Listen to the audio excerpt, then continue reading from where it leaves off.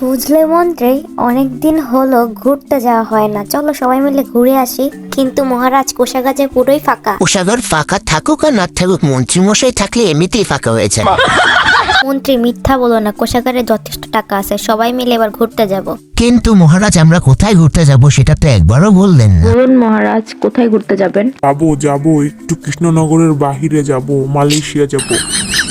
Hello, হ্যাঁ রাজসভা সবাই যাবে, সবার জন্য এক্সট্রা বেডরুম রাখবা, সবাই ফুল ফ্যামিলি নিয়ে যাবে। তাহলে মহারাজ আজকে গিয়ে তাহলে ব্যাগপত্র গুছিয়ে নিচ্ছি। হ্যাঁ, আজকে এখানেই ছুটি, রাজসভা সবাই গিয়ে রেডি হয়ে না। তাড়াতাড়ি বাসায় গিয়ে গিন্নিকে বলতে হবে আমরা কালকে ঘুরতে যাব। গিন্নি, কোথায় তুমি?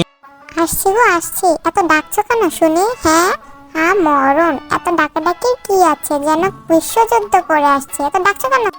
ডাকছে কি আর সাদে, ব্যাগপত্র সব গুছিয়ে নাও, আমরা তো ঘুরতে যাব, মহারাজ বলেছে মালয়েশিয়া যাব সবাই, তাড়াতাড়ি রেডি হয়ে নাও। ও মা, সে কি বলছো গো?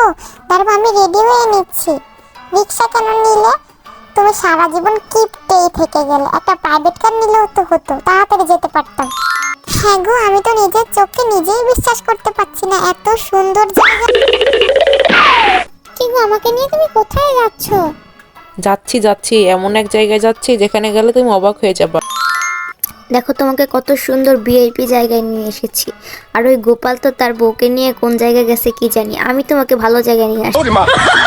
ও মা, এত সুন্দর জায়গা, কত সুন্দর।